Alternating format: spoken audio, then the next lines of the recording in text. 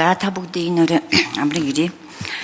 Тэгээд одоо гишүүн болсноос хойш шинэ парламент бүрэлдэснээс хойш жил хүрээгүй хугацаанд бид нэр 4 дахь удаага төсөв баталж байгаа. Нэг талаасаа одоо эмгэнэл юм уу? Уйлмар санагдаж байна.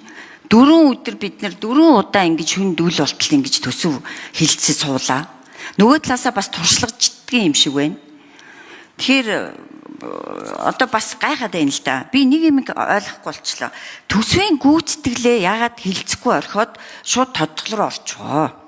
Гэтэл төсвийн гүйцэтгэл дээр чи 24 онд гихт чинь л 15.7 их найдын алдаа зөрчил гарсан буюу өмнөх оныхоос 93% их гэж шít.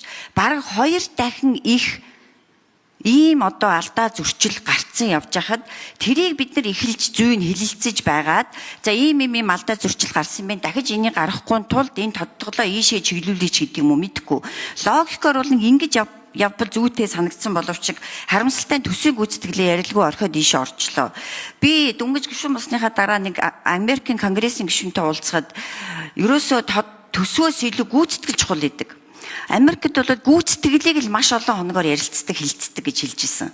Тэгэхээр энэ гүйцэтгэлдээ бид нар ач холбогдол өгж хариуцлагын асуудлыг ярихгүй байх юм бол бид нар 1000 төсөв тодтогоод 1000 одоо гоё хэдийн шөнөөр суугаад ч тусыг ис болохоор санагдаж байна.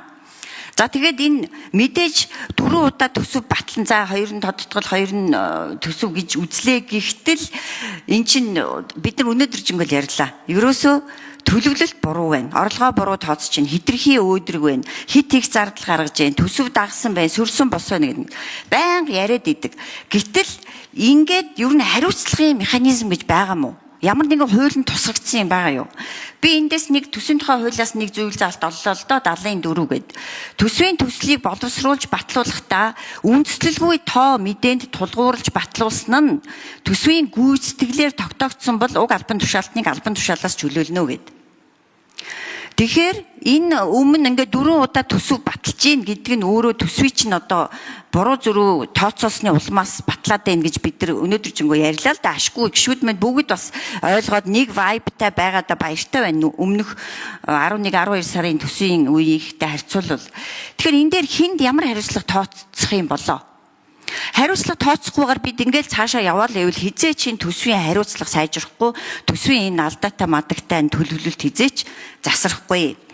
За тэгээд нэгдүгээр асуулт, хоёрдугаар асуулт энэ аудитын бөгөөд төсвийн тогтвортой байдлын зөвлөлийн дүгнэлтүүдээс уншихад за төсвийн орлогыг бол 10.6%-аар бууруулж бодсон байна гэж байгаа.